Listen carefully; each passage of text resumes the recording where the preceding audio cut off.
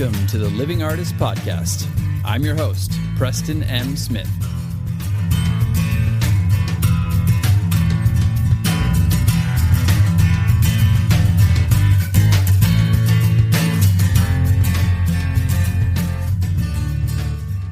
Hey, everybody. Welcome to the Living Artist Podcast.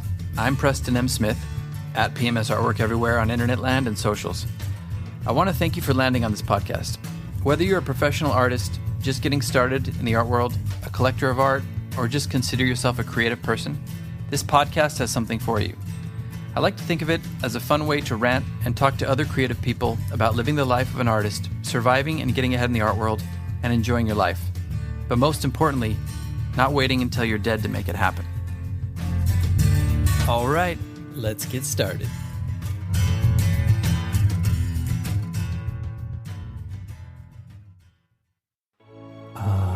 Yes. Quiet. Welcome back to the podcast. Bask in the stillness of it all.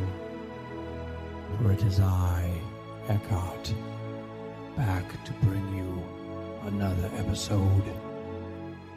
You know, if I'm here, this must truly be an episode surrounding consciousness, stillness, and surrender. Yeah, I'm going to go ahead and interrupt you there, Eckhart. To me, there is no such thing as interruption. Oh, there I go again. Interrupting. Go ahead, for I have all the time in the cosmos. I thought it was in the world.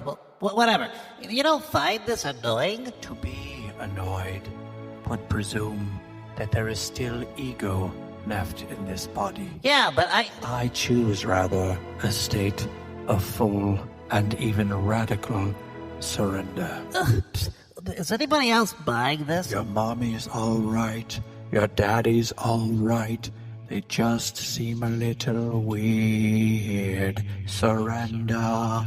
Surrender. What the fuck is going on? Seriously, what the fuck is going on? Welcome back to the podcast, everybody. I figured we were more than due for a podcast episode about surrender.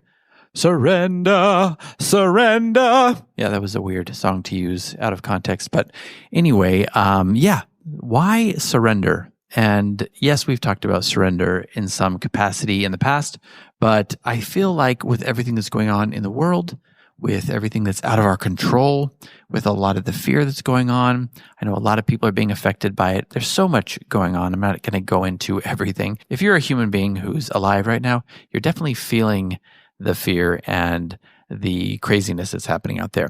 But to take that a step further, and for me personally, I know I've been going through a lot of horrible health struggles and debilitating, and even life-threatening struggles that have really impacted every aspect of my life, my career, my art, my friends, my family, my health, my relationships, my money. That's obviously an act of complete surrender from my standpoint. But for everybody else out there, and other people are battling some of these issues as well, sickness, illness, mental health issues, financial problems, and, just trying to also get ahead in the art world. And to throw another big old fat wrench in the works, well, we have a lot of stuff going on with, the art world. People, not buying as much work, art marketplaces and online art galleries changing up a lot of stuff. Some people going out of business, or I should say some platforms going out of business, some of them charging a very heavy fee or hefty fee that some artists can't afford.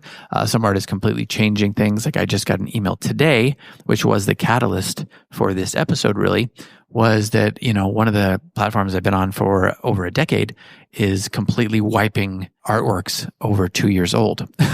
So it's like all the work you've done for 10 plus years, gone. So that's fun. And all the stuff that you've cataloged. And it's just another one of those things. I've been through galleries and online galleries that have closed, like physical galleries that have closed or stopped representing artists or changed representing artists.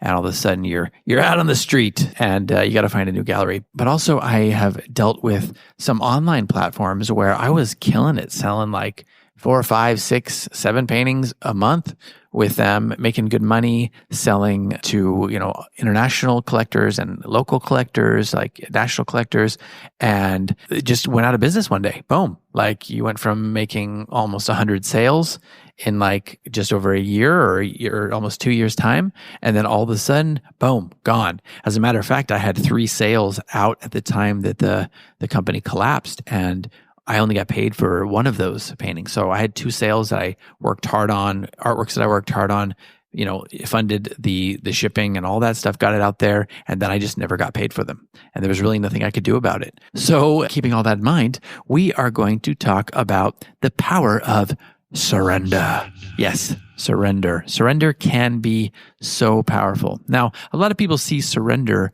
as a completely passive thing. I don't see it that way. I see it as especially nowadays in a forever growing and even more fearful world, I find it to be essential. I find it to be a tool like anything else that we have in our toolbox. If you don't have the ability to surrender, then you are going to face some major obstacles and maybe even some mental illness, because a lot of these things weigh so heavily on you and on your mind. The uncertainty and the irrationality and the tragedy of it all, the unfairness of it all can weigh you down so much. And it almost can be like what trauma does to your body. It just builds up and makes you more and more angry and fearful. And sometimes it can shut you down, or it can cause kind of like almost like a schism in your brain, like a break where you just can't handle it anymore. So you deal with it in unhealthy ways, or depression or anxiety or other mental illness. So I'm here to say that surrender is a powerful tool, and it's an empowering tool that we can all use to kind of take back a little bit control of our own minds. Because no matter what the world and the art world and galleries and online galleries and collectors and, politicians and presidents and, whatever you want to say, taxes, all these entities do to you, you have the ability to decide how much you're affected by them and how much you let them weigh you down. Now, there's another powerful aspect to this. It's not just surrender and be like, I surrender to everything, take everything from me and I'll just let it happen. No. I'm not saying that.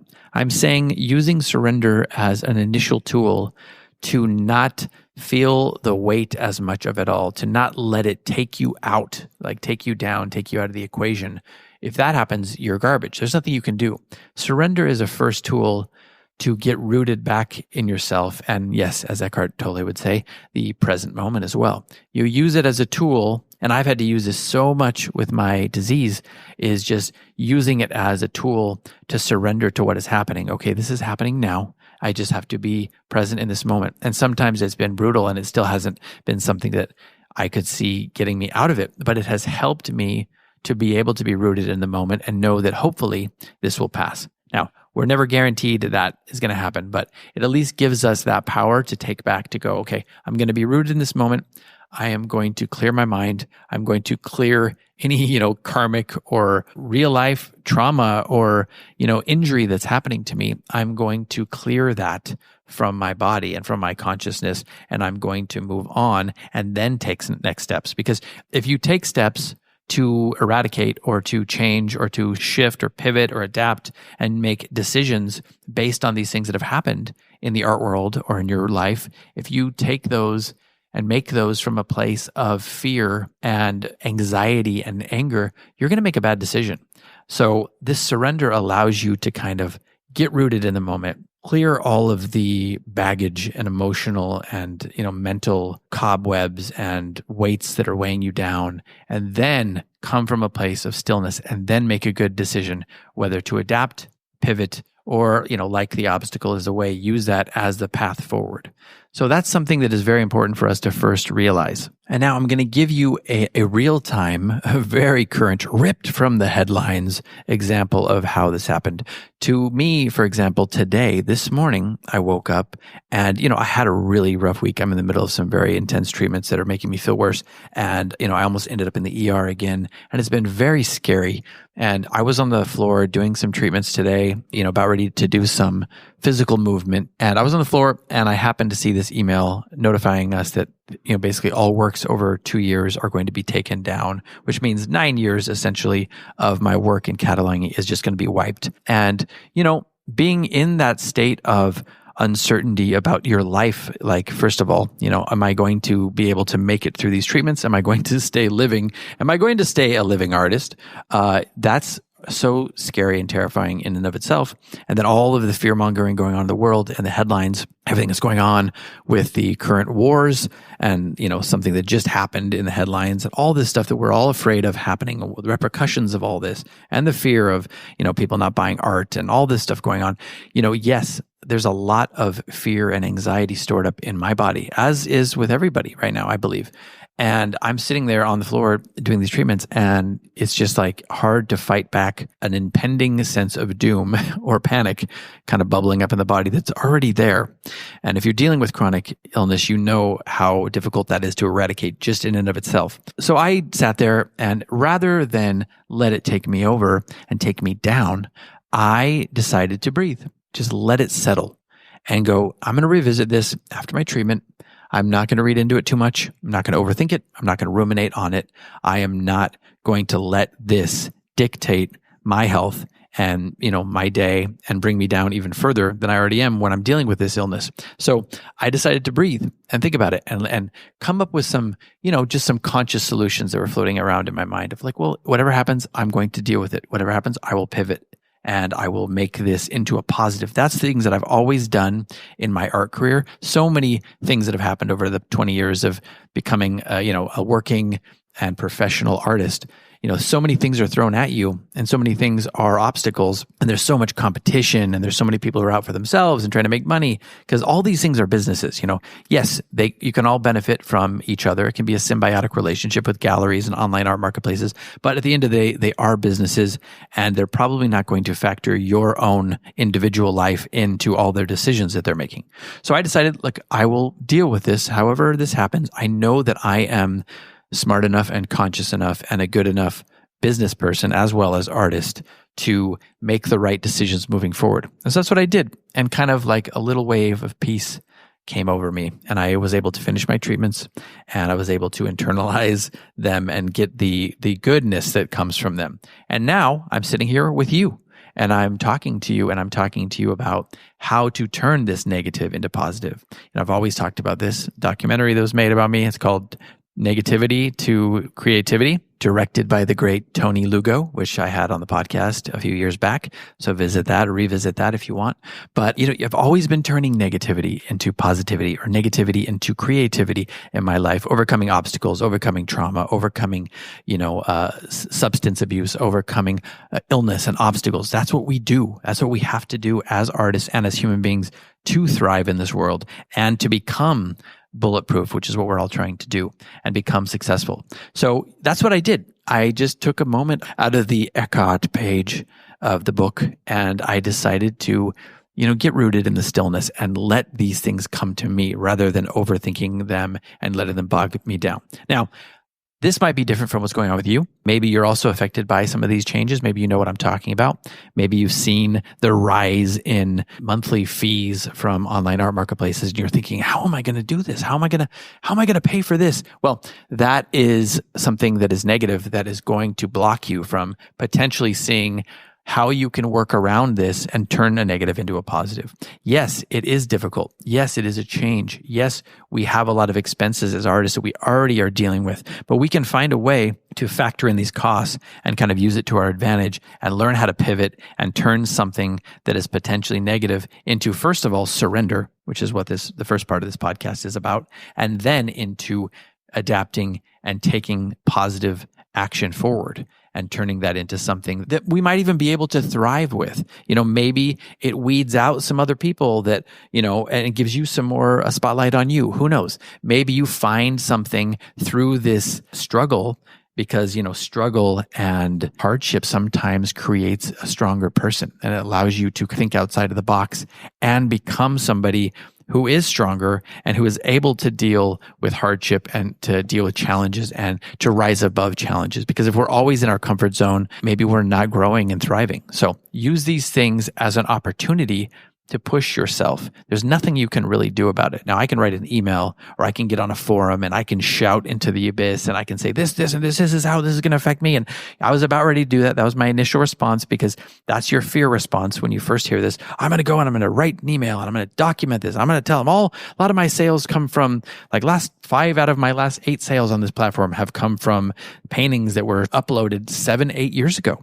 So obviously their thinking and their thought process is not true. But instead of letting that dictate how I'm going to be feeling and, get into this downward spiral of anger and lose 2 hours of my day writing an angry email that they may not even ever read, or they'll read and they won't change what they're going to do anyway, I decided to use this as, whatever happens, I'm going to surrender.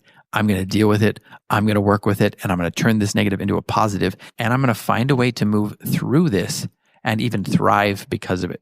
So I challenge you, whatever you're dealing with out there, and I know we're all dealing with something or a group of somethings, I challenge you to look at this a different way. I challenge you to surrender, first of all. Surrender to some of these things you can't control, and then find a place of stillness, and then find solutions through that stillness. Find ways to work through it from a conscious state. I think you'll find that better decisions are made. They always say, don't make a decision, sleep on it. They always say, don't write an important email when you're angry. Take a deep breath, count to 10, all these things. They're all true. They really are true. So how can you apply what I'm saying to something in your life? And you might be going like, you know what? Fuck this, Preston. This doesn't work. What I'm dealing with is so huge. Well, I guarantee you what I'm dealing with is massive. And if I can do this, you can do it too. So let's find ways to apply this. If you don't know how to surrender, listen to some Eckhart Tolle. He's got a podcast. He's got tons of free YouTube content. Yes, there's stuff you can buy. There's books. There's The Power of Now. There's A New Earth. There's all these great things. If you are struggling to find a way to get into a place of surrender, I would just obviously recommend looking and seeking out Eckhart Tolle and finding ways to find surrender. If you already know how to do that, great. But if you don't, that's a good tool and resource for you to use. And then get into a place of surrender and learn how to make good decisions from a conscious, rooted place. I think you will find that this is not a woo-woo thing I'm saying. This is one of the most important tools that we can have in our arsenal. Because if you let outside sources have control over you, your mind, your emotions in those ways, they can really dictate where your life goes and they can take you down. So if we can learn to master this, then the sky is the limit. So I'm going to leave it at that for now. Hopefully, whatever you're struggling with or whatever's going on in your life, maybe you're not struggling. Maybe everything's great and thriving and wonderful. That's awesome. But we all will face challenges at some point. And if you are, or if you do, I hope that you can learn to use this tool. And I think you'll find that success is made in the hard times, really. If we can dig deep in the hard times and we can find ways to make good decisions in difficult times, then I think we really can become the thriving and successful artists that we want to become, or just continue to be that. So thanks for listening, everybody. Hope you're doing well out there. Hope you're staying sane. I hope you're staying calm. Hope you're staying collected. Hope you're getting a chance to laugh and love from time to time, even if you are afraid or living in a state of fear. Wishing you all the best and looking forward to bringing you another episode next week. But until then... Am I supposed to say something here? I don't see anything on the script for me to... That is all. Oh, thank God. I was simply lost and rooted in the stillness and surrender and quiet of this material world. For we are living in a material world. Uh-oh. And I am a material girl. Okay, Eckhart. Thank you so much. I'll take it from here. I'm starting to wonder if all of his insights and aphorisms just come from 80s pop songs. Well, I guess it could be worse. And on that note, I'm gonna leave you in silence. So long, suckers.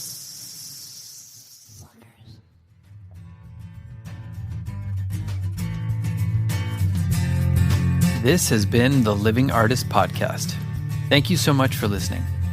I just want you to know that I appreciate you being here, and I'm grateful to be in your ears. Your art and creative life on this planet is meaningful, so thank you for sharing it with me. If you like this podcast, whatever platform you're listening to it on, please subscribe and share it with your friends. You can also leave me a positive review to show your support. This helps me to reach more people with the algorithmic magic and keep the show going strong. If you want to see more of what I do and check out the art that I create, you can visit my website at www.pmsartwork.com or follow me on social media everywhere at PMS Artwork. That's it for now. See you back here next time.